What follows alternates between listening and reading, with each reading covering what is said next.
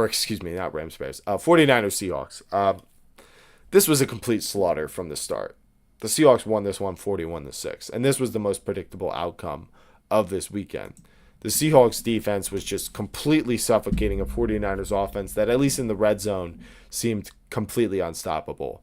But on the opening play of kickoff in this game, Rashid Shaheed brings it all the way to the house and avoids getting tripped by the kicker. I bet on him for king of the end zone longest touchdown, so thank you for that, Rashid Shaheed. He's been an awesome addition for them in special teams, and he won them that Rams game early on in the season by beginning the comeback with that punt return touchdown.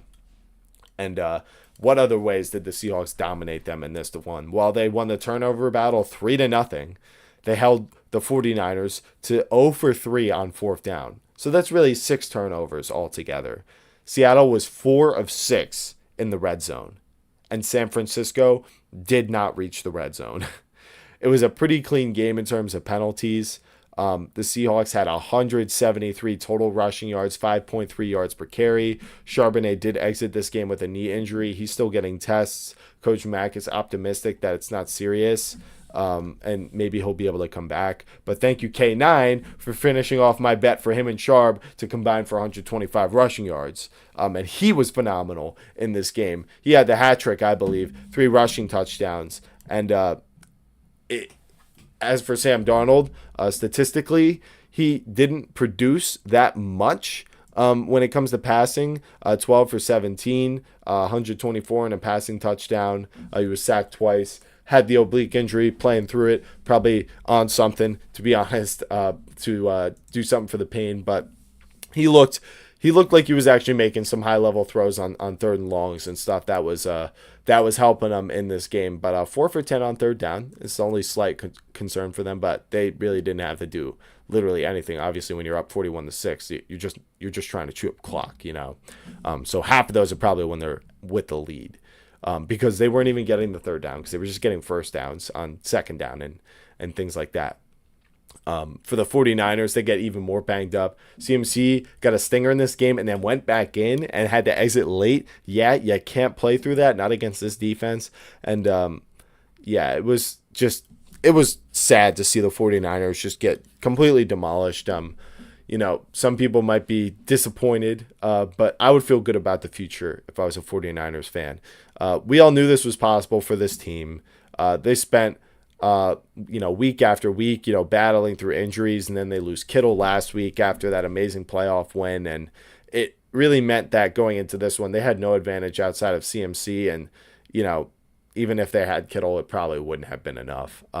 It's still a great season overall for them. They should feel good about getting revenge on the Eagles. And Kyle Shanahan should still be considered for Coach of the Year, although that's probably down to Ben Johnson and Mike McDonald now.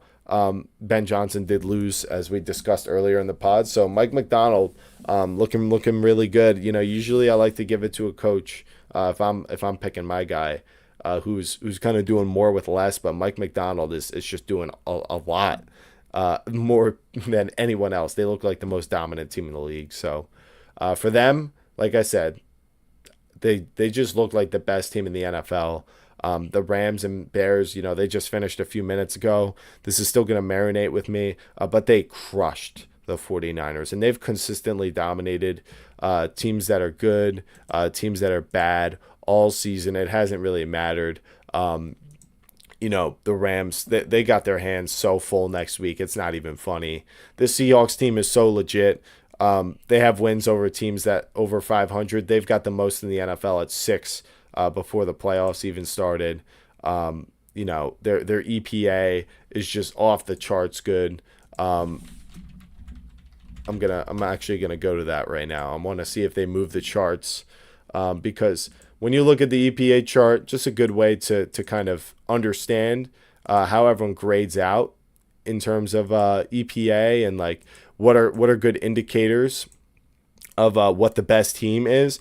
The EPA chart is actually very, very good.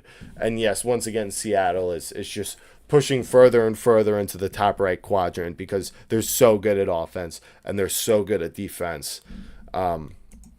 This run game just so effective with Clint Kubiak, and they just went in and did the same thing we that they did last time, which we all thought they would. So Rams Seahawks NFC Championship. I will say I did call that since week 11 that I thought these were the two best teams in the entire NFL, to be honest. I think this is going to be the real Super Bowl will be the NFC Championship this year. It's too bad for the Broncos and Bo Nix. We will never really get to let that get tested, but maybe Jared Stidham can shock us all, and maybe Drake May is not the Mickey Mouse run, kind of quarterback and team leader of the Patriots that we feel like they've there's just been something about all their games that people have had something to say about, right? Like the whole regular season, they have the easiest schedule since like 1999, and then you go into the playoffs and you verse Herbert with the offensive line that can't block, and Herbert who can't play in the playoffs, and then the Texans with the offensive line they can't block. And a quarterback who's maybe even worse in the playoffs, but their defense is elite this time. And you actually get even better in that one because they turned the ball over 5 times. I guess that's why Justin Herbert was so nervous the week before. And now you get the Broncos, and they're going to be a backup quarterback. But I'll tell you what, they got an offensive line, so it's still going to be a good matchup. But yeah, that's the divisional round recap.